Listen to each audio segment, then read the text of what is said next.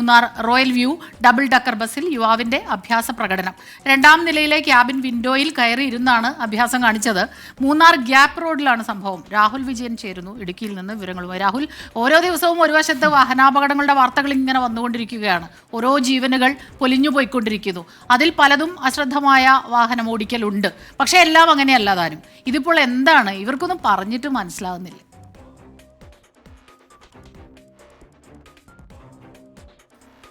സ്മിത, ഈ മൂന്നാർ ഗ്യാപ്പ് റോഡിൽ ഉൾപ്പെടെ ഈ കാറിൽ ഡോറിൽ കയറിയിരുന്നും അതുപോലെ തന്നെ കാറിന്റെ മുകളിൽ കയറിയിരുന്നും ഒക്കെ സാഹസിക യാത്ര നടത്തുന്ന ഒരുപാട് വാർത്തകൾ നമ്മൾ കൊടുത്തിട്ടുണ്ട്. അതിനൊരു പരിഹാരമാകും ഈ royal view double decker bus എന്നാണ് നമ്മളൊക്കെ കരുതിയിരുന്നത്. മന്ത്രി ഉൾപ്പെടെ അങ്ങനെ കരുതുകയും ചെയ്തിട്ടാണ് ഈ ബസ്സിന്റെ ഉദ്ഘാടനം വലിയ ഗംഭീരമായി നടത്തിയത്.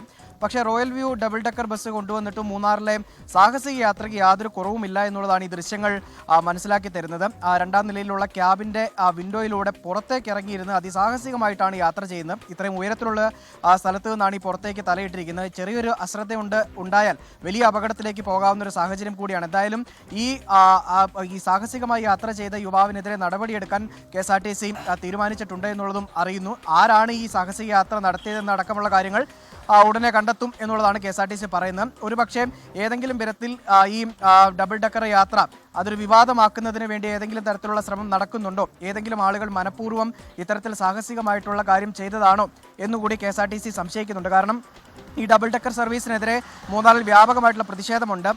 മോട്ടോർ വാഹന തൊഴിലാളികളുടെ വലിയ പ്രതിഷേധമുണ്ട്. അതിൻ്റെ ഭാഗമായിട്ട് ഏതെങ്കിലും ആളുകൾ മനഃപൂർവ്വം ചെയ്തിട്ടുണ്ടോ എന്നുള്ളൊരു സംശയം കൂടി KSRTC പ്രകടിപ്പിക്കുന്നുണ്ട്. എന്തായാലും കൂടുതൽ അന്വേഷണം നടക്കും. ഈ സാഹസിക യാത്ര നടത്തിയ ആളെ കണ്ടെത്തും എന്നുള്ളതാണ് KSRTCയുടെ മറുപടി. എനിക്ക് തോന്നുന്നു ഈ KSRTC royal view double decker bus വന്നതിന് ശേഷം മൊത്തം കഷ്ടകാലമാണ്. ഇപ്പൊ അടുത്ത് ഇവരുടെ തന്നെയാണ് ചില്ല് പൊട്ടിയത് അല്ലേ? അതിൽ മന്ത്രിയുടെ ഇടപെടലൊക്കെ ഉണ്ടായിരുന്നു. ഇപ്പോഴിതാ വീണ്ടും രാഹുൽ പറഞ്ഞത് ശരിയാണ്. ഒരു പക്ഷേ ഇതിന് എതിരെയുള്ള എതിർപ്പുകൾ മറികടക്കാൻ അല്ലെങ്കിൽ എതിർപ്പുകൾ ഉണ്ടാക്കാൻ വേണ്ടി ചിലർ ശ്രമിക്കുന്നതായിരിക്കാം. അതെ, അതങ്ങനെ നടന്നിട്ടുണ്ടെങ്കിൽ തീർച്ചയായിട്ടും അന്വേഷണം വേണം. ആദ്യം ഈ യുവാവിനെ കണ്ടെത്തട്ടെ. അതെ, ആരാന്നുള്ളത് കറക്റ്റ് അതിൽ മനസ്സിലാവുന്നുണ്ട്. അതിന് മുകളിൽ കയറിയിരുന്ന് അതെ ഓരോരോ തോന്നിയാസം.